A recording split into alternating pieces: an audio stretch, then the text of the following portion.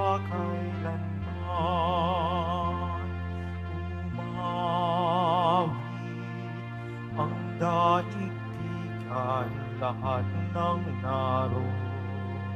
Umawit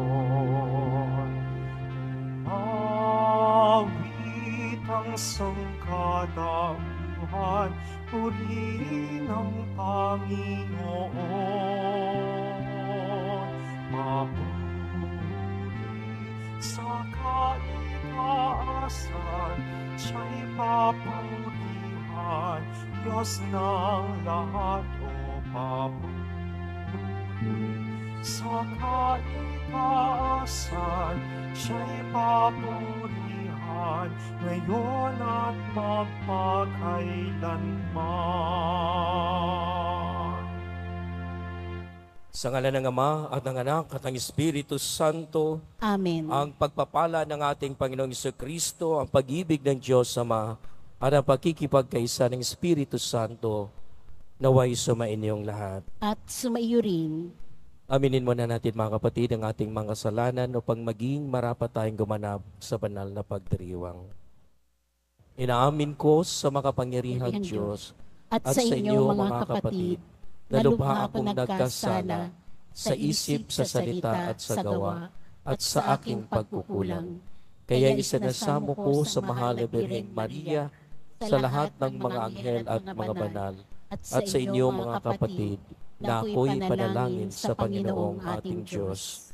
Kaawaan tayo ng makapangyarihang Diyos, patawarin tayo sa ating mga kasalanan, at patnubayan tayo sa buhay na walang hanggan. Amen. Panginoon, kaawaan mo kami. Panginoon, kaawaan mo kami. Kristo, kaawaan mo kami. Kristo, kaawaan mo kami. Panginoon, kaawaan mo kami. Panginoon, kaawaan mo kami. Manalangin tayo. Ama naming makapangyarihan, lakas ka ng mga walang inaasahan kundi ikaw. Ang pagluhob namin ay iyong pagpigyan sapagkat kami mga tao lamang na pawang mahihina kapag iyong iniwanan. Kaya naman kami lagi mong tulungan upang sa pagtupad ng iyong mga kautusan, ikaw ay aming mabigyang kasiyahan sa aming iniisip at ginagawa araw-araw sa pamamagitan ni Jesucristo kasama ng Espiritu Santo, magpas sa walang hanggan. Amen. Maupo muna po ang lahat. Pagbasa mula sa ikalawang aklat ng mga hari. Dumating ang oras na si Elias ay kailangan ng kunin ng Panginoon.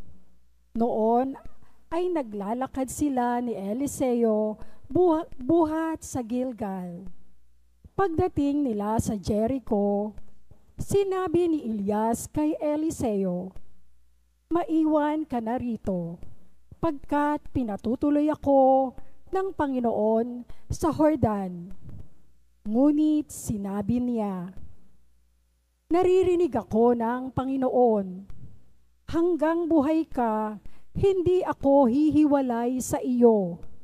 At nagpatuloy sila sa paglalakad.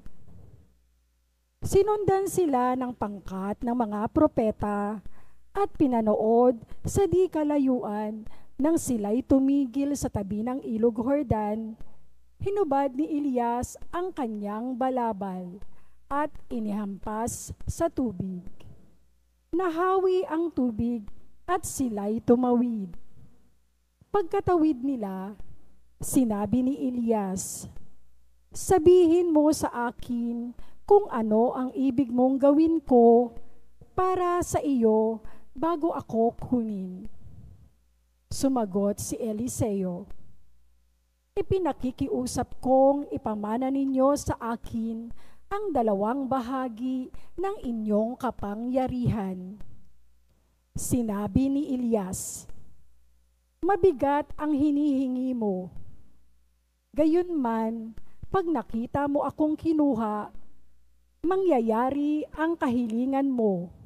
Pag hindi, hindi mo makakamit ang hinihingi mo." Patuloy silang nag-uusap habang naglalakad. Walang ano-ano'y pumagitna sa kanila ang isang karwaheng apoy na hila ng mga kabayong apoy. Nagkahiwalay sila at si Elias ay iniakyat sa langit sa pamamagitan ng ipo-ipo. Ito'y kitang-kita ni Eliseo. Napasigaw siya, Ama ko, lakas at pag-asa ng Israel. At nawala sa paningin niya si Elias. Sa tindi ng kalungkutan, pinunit ni Eliseo ang kanyang damit mula itaas hanggang sa laylayan. Dinampot niya ang nalaglag na balabal ni Elias at nagbalik sa gilid ng ilog Jordan. Hinawakan niya sa isang dulo ang balabal at inihampas sa tubig, sabay sabi, Nasaan ang Panginoon, ang Diyos ni Elias? Nahawi ang tubig at siya'y tumawid. Ang salita ng Diyos. Salamat sa Diyos. Magpakatatag ang tanang may tiwala sa may kapal. Magpakatatag ang taong may tiwala sa may kapal. Poon ang pagpapala mo'y iyong ilaan sa mga anak mong may takot na taglay. Kagilagilalas, malasin ninuman ang pagkalinga mo sa mga hinirang na nangagtiwala sa iyong pagmamahal. Magpakatatag ang tanang may tiwala sa may kapal. Iyong kinalinga at iningatan mo laban sa adhika ng masamang tao. Dinala sa ligtas na dakong kublihan upang di hamakin ng mga kaaway. Magpakatatag ang tanang may tiwala sa may kapal. Mahalin ang poon ng mga hinirang ng lahat ng tapat na mga nilalang. Ang tapat sa kanya ay iniingatan, ngunit ang palaloy pinarurusahan. Magpakatatag ang tanang may tiwala sa may kapal. Magsitayo na po ang lahat.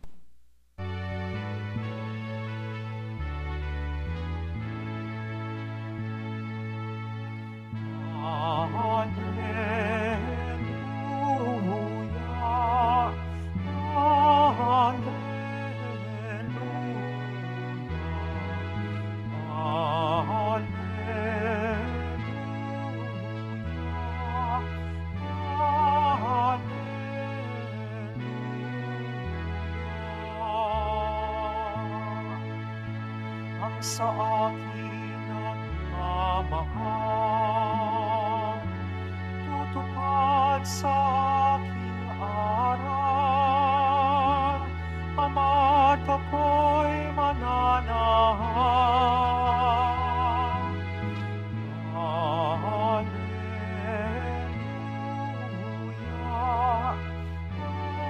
Hallelujah, Hallelujah.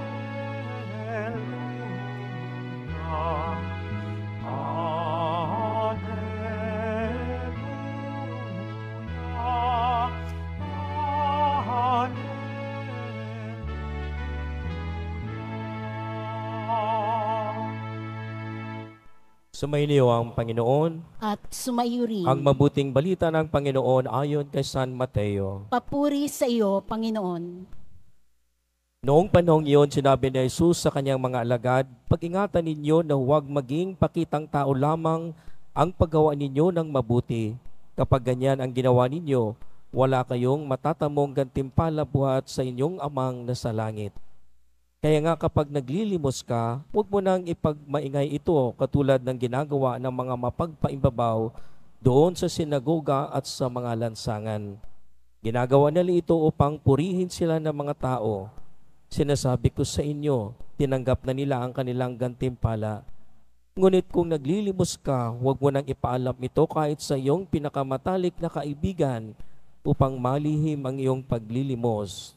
At gagantihan ka ng iyong amang nakakakita ng kabutihang ginagawa mo ng lihim. At kapag nananalangin kayo, Huwag kayong tumulad sa mga mapagpaimbabaw. Mahilig silang manalangin ng patayo sa mga sinagoga at sa mga panulukang daan upang makita ng mga tao. Sinasabi ko sa inyo, tinanggap na nila ang kanilang gantimpala. Ngunit kapag mananalangin ka, pumasok ka sa iyong silid at isara mo ang pinto.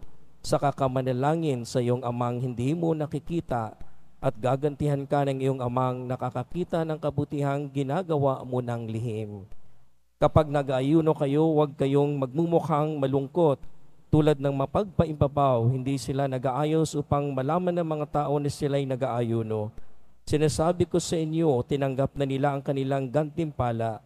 Kapag ikaw ay nag-aayuno, mag-ayos ka ng buhok at maghilamos upang wag mapansin ng mga tao na nag-aayuno ka. Ang iyong amang hindi mo nakikita, ang siya lamang nakakaalam nito. Siya nakakakita ng kabutihang ginagawa mo ng lihim, ang gaganti sa iyo. Ang mabuting balita ng Panginoon. Pinupuri ka namin, Panginoong Hesukristo. Maupo muna po ang lahat. Ito po yung mga serye ng turo ng ating Panginoong Jesucristo sa sermonya sa bundok, na kung saan doon din natin narinig yung 8 Beatitudes at yung iba pang mga turo para sa mga alagad. Mga kapatid, ating pong ilagay ang konteksto ng bawat sinasabi ng ating Panginoong Jesucristo. Gusto lamang niyang makita natin ang malalim na pagpapakahulugan ng ating ginagawa at ito'y sakto sa intensyon natin, hindi sa ating atensyon. Kung kaya nga po pinapaalala sa atin ng ating Panginoon Jesucristo itong mga bagay, marinig natin ito ngayon. Bagamat madalas natin itong naririnig tuwing Miyerkules ng Abo o sa loob ng Kwaresma, ang pag-aayuno, pagbibigay ng limos at pagdarasal. Ibig sabihin po, hindi po ito seasonal namang nating ginagawa na tulad ng mga ginagawa natin sa panahon ng Kwaresma at sa Semana Santa. Ibig sabihin na kahit itong araw na itong ordinaryo, ipinapakitat sa atin, ipinapayag sa atin ng ating Panginoon Jesucristo dahil ito po yung ating mismong galaw ng ating pagiging Kristiyano. It is the way of life. Hindi po sa tuwing Kwaresma, sa tuwing Semana Santa lamang ako naglilimos, sa tuwing Kwaresma at Semana Santa lamang ako nag-aayuno at nagdarasal ng taimtim. Hindi po, araw-araw ito yung ating galaw na ibig sabihin, it is the way of life nating mga Kristiyano o mga tagasunod ng ating Panginoong Jesucristo.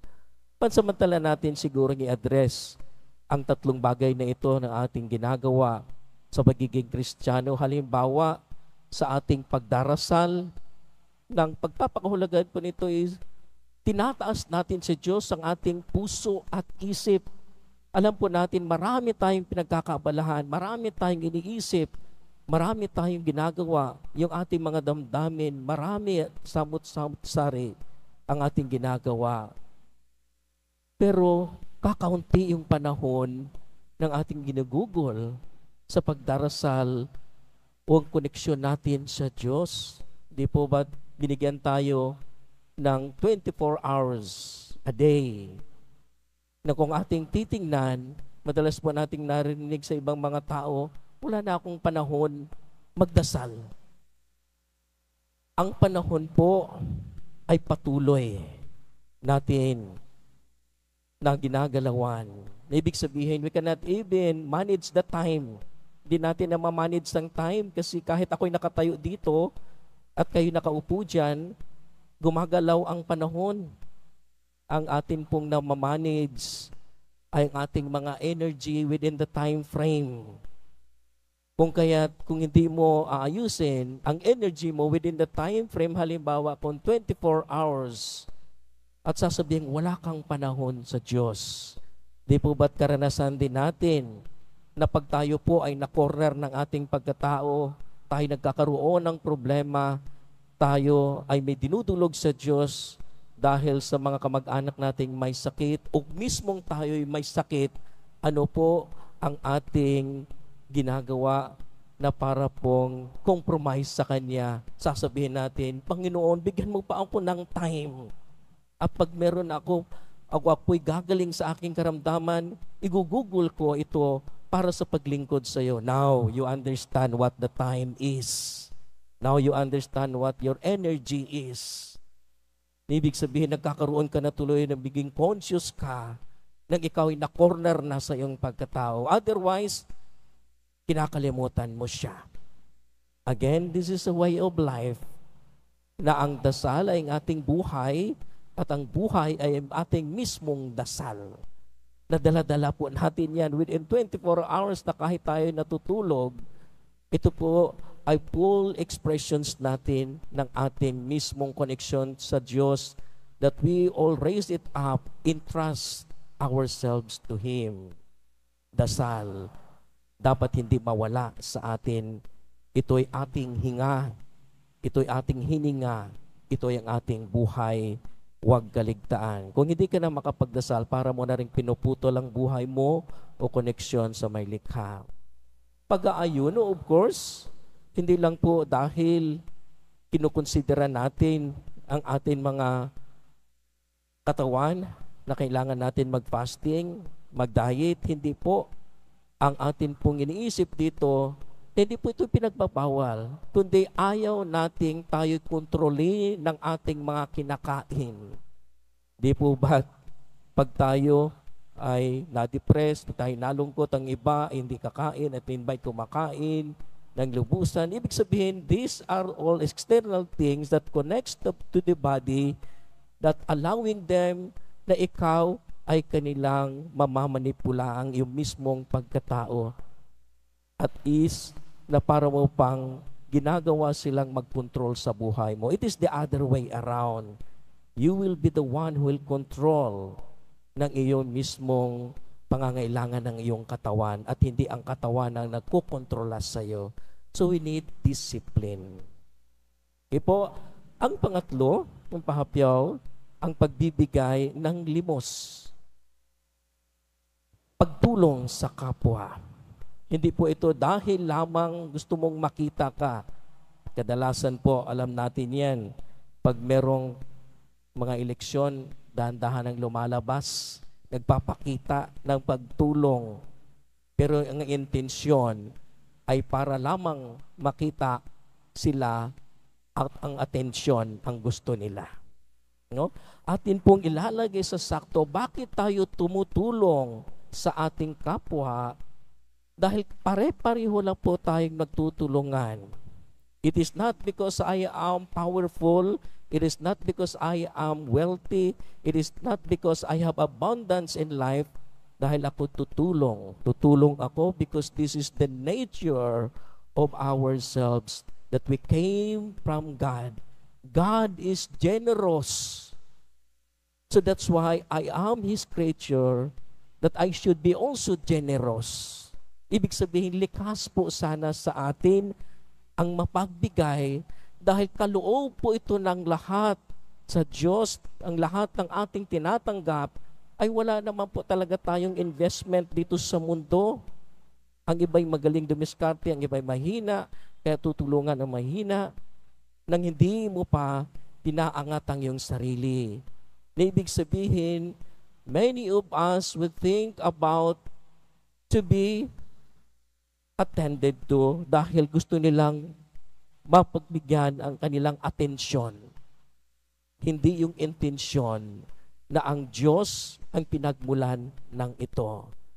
Kung kaya po, kung ibibigay mo ng buong puso, ng buong kalooban, na hindi mo na ipapahayag. Iba din po ito sa konteksto na sinabi minsan ng ating Panginoon Kristo, ipapahayag mo sa sanlibutan. Dapat naman ipahayag mo sa sanlibutan. But this is also po to glorify God sa kaluwalhatian ng Diyos. Marami po sa atin, pinapahayag ang kanilang mabuting ginagawa, pero naman ang intensyon ay to seek attention para sa kanila at ang intensyon ay kakaiba para lalong mas mabigyan sila ng attention at hindi na po yung para sa Diyos at sa kaluwalhatian ng Diyos. In the sense we have to understand, sisters and brothers, that we have nothing in this world. All that we have is from God. Kaya po yung ating ginagawa is just to extend this generosity of God. God is generous and therefore I have to be generous. At ito'y babalik din sa pagbigay natin ng kaluwalhatian ng Diyos at ibibigay sa atin ang kung anumang biyaya. At lagi natin po itong ibinibigay lang din ang bawat biyayang ating natanggap. Ibig sabihin, there is an overflowing grace of God. Na halimbawa po, pag nabubuhay lang tayong lahat sa 1,000, umiikot sa atin ang 1,000 para mabuhay tayo. Pero kung merong isa, dalawa, kukupit ng 200, mahihirapan na tayong lahat kasi 800 na lang. Dadagdagan pa ng isa o dalawa na kukupit sa 1,000, 400 na, 600 na lang matira para sa ating lahat. Kaya naghihirap dahil na-monopolize na nung 4 na yun at kukupit pa ang iba. What will happen? Because they keep the flowing grace that's supposed to be intended. Kaya nagigipit yung iba kasi ang iba ay sakim na kumuha para dapat sa lahat. It is not about economics problem. It is not about supply and demand na problema. It is about spirituality. There is a problem in our world today, not because we don't have the supplies, but because many of us are greed. Sarili ko, pamilya ko, angkan ko, wala akong pakialam sa iba. And this is not the intention of our Lord Jesus Christ. Kaya pong ating pagnilayan, kung tayo po ay tagasunod ng ating Panginoon Kristo, tinatawag nating Kristiyano, yung pong intensyon ng ating Panginoon Kristo, ay din pong dala-dala nating intensyon sa pang-araw-araw nating buhay at tayo matatawag na tayo nga'y kanyang tagasunod at tayo nga'y Kristiyanong sumusunod sa ating Panginoon sa Kristo. Tumayo na po ang lahat.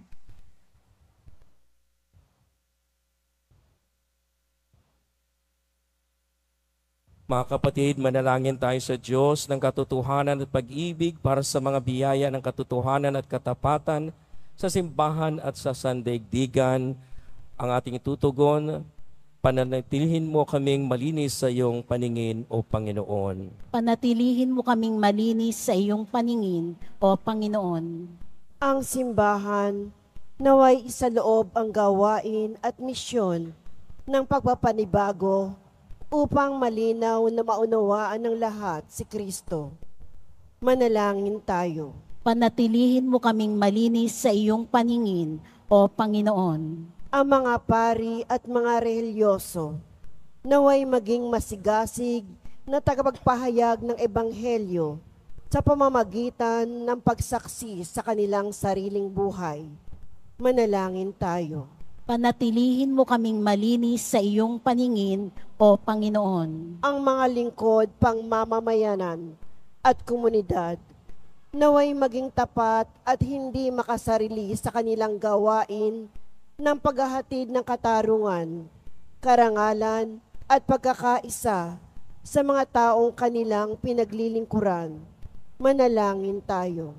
Panatilihin mo kaming malinis sa iyong paningin, O Panginoon. Ang mga may sakit at mga nabibigatan sa buhay, naway makita ang di karaniwang pag-ibig at pagkalinga ng Diyos sa pamamagitan ng kanilang mga kapamilyang nag-aalala sa kanilang kapakanan. Manalangin tayo. Panatilihin mo kaming malinis sa iyong paningin, O Panginoon. Ang mga yumao, naway masiyahan sa walang hanggang kapayapaan ng Diyos. Manalangin tayo. Panatilihin mo kaming malinis sa iyong paningin, O Panginoon. Ama naming Diyos, tulungan mo kaming ibigin at paglingkuran ka sa diwa ng katotohanan sa pamamagitan ni Jesus na aming daan patungo sa iyo. Hiniling namin ito sa pamamagitan ni Kristong aming Panginoon. Amen. Maupo muna po ang lahat.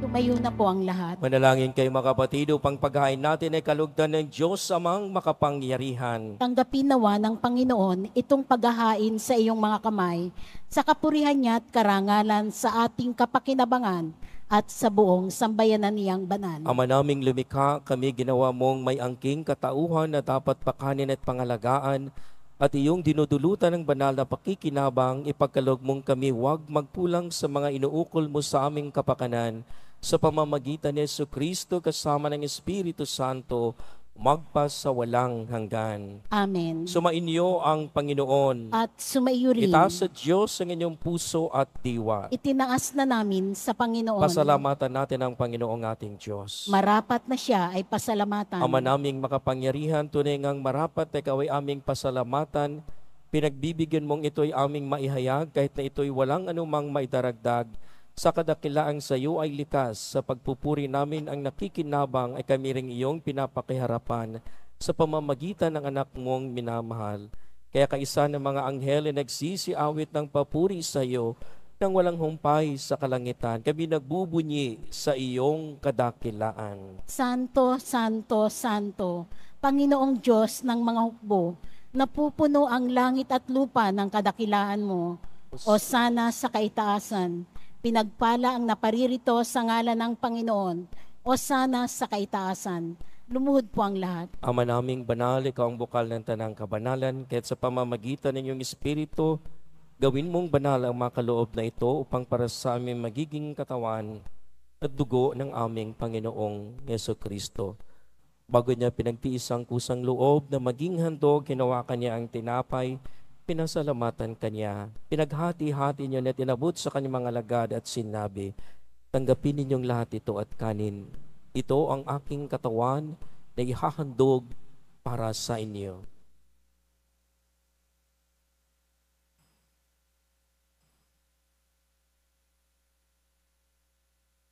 Ganyan din naman nang matapos sa ngapunan, hinawakan niya ang kalis, muli kanyang pinasalamatan.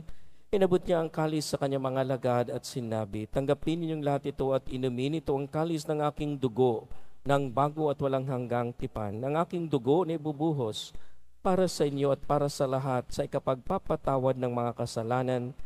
Gawin ninyo ito sa pag-alaala sa akin.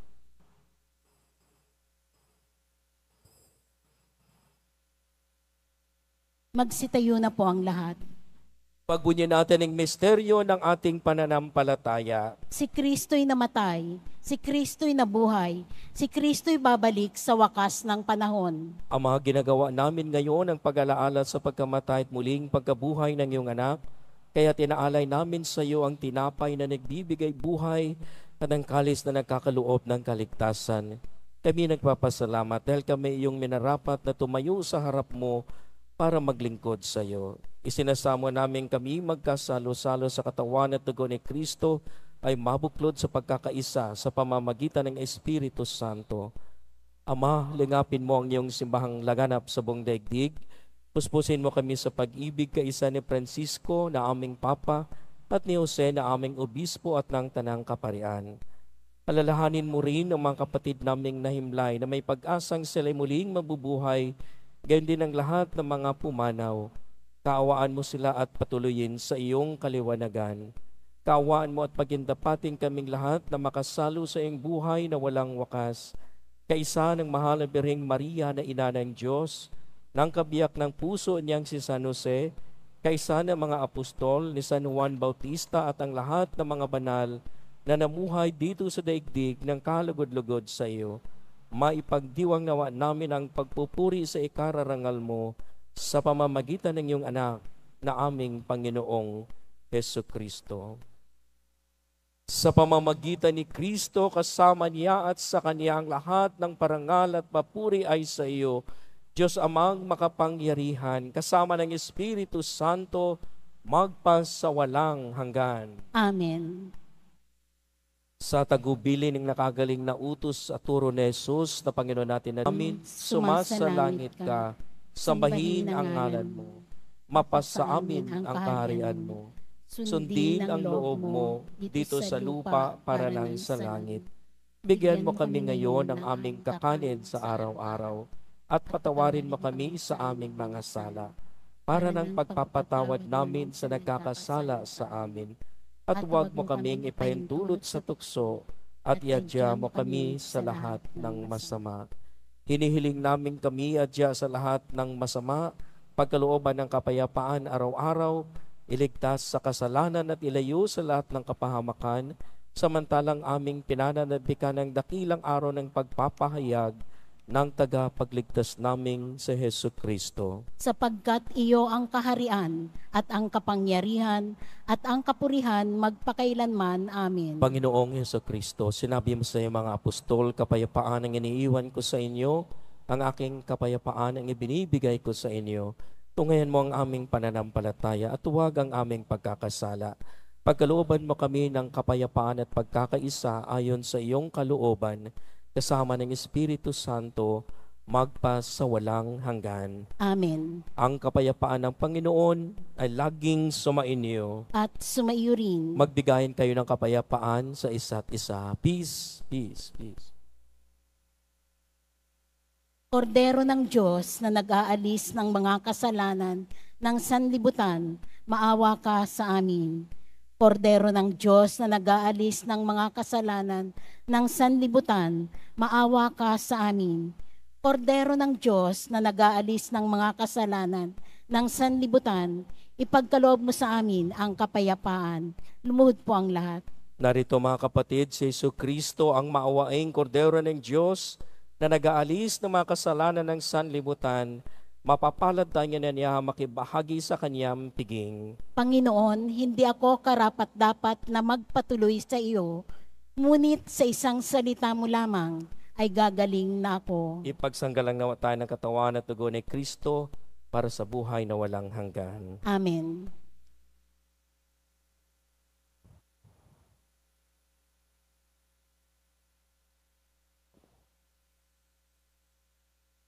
Para sa lahat ng tatanggap ng banal na komunyon, sasagot po tayo ng amen pagkasabi ng pari o ng lay minister ng katawan ni Kristo at isubo agad sa bibig bago umalis sa harapan ng pari o lay minister.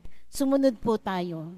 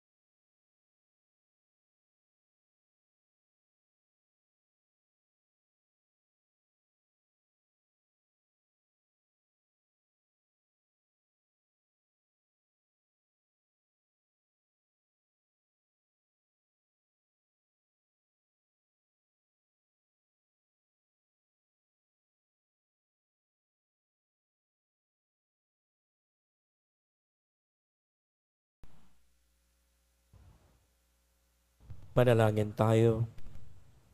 Ama naming mapagmahal, ang pinagsaluhan naming banal na pagkikinabang na nagpapahiwatig ng iyong pagkikiisa sa tanang naritong nakikipagdiwang ay magdulot nawa ng pagkakaisa sa iyong sambayanan sa pamamagitan ni Jesucristo kasama ng Espiritu Santo, magpa sa walang hanggan. Amen. Sumainyo ang Panginoon. At sumayo rin. Mahal na pong Jesus Nazareno, inahayag mo sa pamamagitan ng krus ang walang maliw na pag-ibig ng Diyos sa sangkatauhan. Pakinggan mo ang kahilingan ng iyong angkan na nagsusumamo sa iyo. Makamtanawan nila ang iyong katugunan at tanggapin ang kasagutan ng may utang na loob na tinatanaw. Basbasan din po ninyo ang mga daladala nilang mga imahin at dasalan sa pamamagitan ng bendisyon na ito. Naway maalala nila ang mga pangako nila noon sa binyag na ikaw ang kanilang iibigin at paglilingkuran bilang Panginoon magpa sa walang hanggan. Amen. At pagpalain kayo ng makapangyarihang Diyos, Ama, Anak, at ng Espiritu Santo. Amen. Pumayo kayong taglay ang kapayapaan ng Poong Jesus Nazareno. Salamat sa Diyos.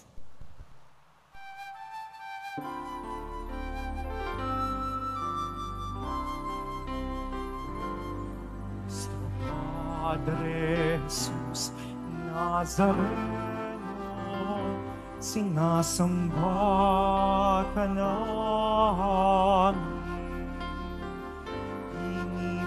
Inipintuho ka namin para mga aming buhay at kaligtasan. Nuestro Padre Jesus Nazareno, iligtas mo kami sa kasalanan. Ang krus mong kinamatayan ay sabisag ng aming kaligtasan. Nuestro Padre Jesus Nazareno, dinarangal ka namin. Nuestro Padre Jesus Nazareno, niluwalhati ka namin. Nuestro Padre Jesus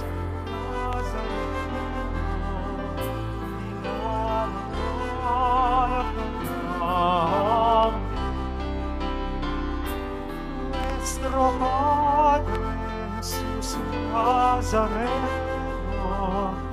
iniwalhati ka namin.